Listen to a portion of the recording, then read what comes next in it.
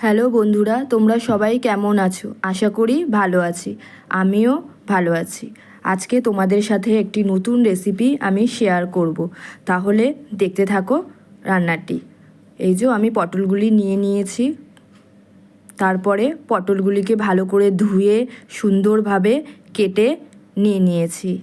এরপরে আমি কড়াইয়ে সামান্য তেল দিয়ে দিলাম। তারপর ফোড়নের জন্য শুকনো লঙ্কা, কালো জিরে কড়াইয়ে দিলাম। দিয়ে এটিকে আমি ভালো করে ভাজতে থাকবো। তারপরে পটলগুলো নুন হলুদ মিশিয়ে রেখেছিলাম, সেটিকে কড়াইয়ে দিয়ে ভালো করে ভাজতে থাকবো। যতক্ষণ না পটলগুলি লাল লাল করে ভাজা হচ্ছে ততক্ষণ পর্যন্ত পটলগুলিকে ভালো করে এপিট ওপিট করে ভাজতে থাকবো। দেখো আমার লাল লাল করে ভাজা হয়ে গেছে পটলগুলো। এরপরে একটি প্লেটে পটলগুলি আমি তুলে নিলাম। এরপরে কড়াইয়ে আরেকটু সামান্য তেল দিয়ে তাতে মশলার পেস্ট আমি আগে থেকে বানিয়ে রেখেছিলাম। এর মধ্যে আদা, রসুন, পেঁয়াজ, শুকনো লঙ্কা দেওয়া আছে।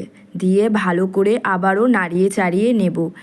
এরপরে আমি আগে থেকে নুন, হলুদ, লঙ্কার গুঁড়ো, জিরে গুঁড়ো জলে ভিজিয়ে রেখেছিলাম, সেই মশলাটি কড়াইয়ে দিয়ে দেব।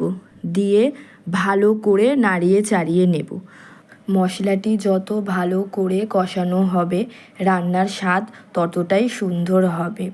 এই যে আমার ভালো করে কষানো হয়ে গেছে। এরপর ভেজে রাখা যে পটলগুলি রাখা ছিল সেটি কড়াইয়ে দিয়ে দিলাম। দিয়ে আবারও ভালো করে নাড়িয়ে চাড়িয়ে নেব। পটলগুলির সাথে মশলা বেশ খুব সুন্দরভাবে আমার কষানো হয়ে গেছে। এবার কড়াইয়ে আমি সামান্য পরিমাণ তেল দিয়ে দেব।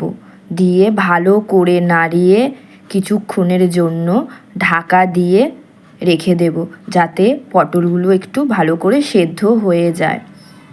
এরপর দেখো ঢাকনাটা তুলে দিলাম।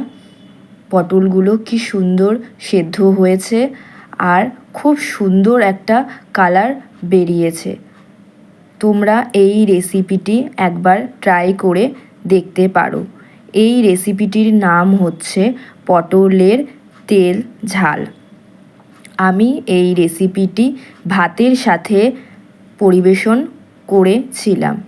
তোমরা যদি চাও লুচি কিংবা পরোটার সাথেও পরিবেশন করতে পারো।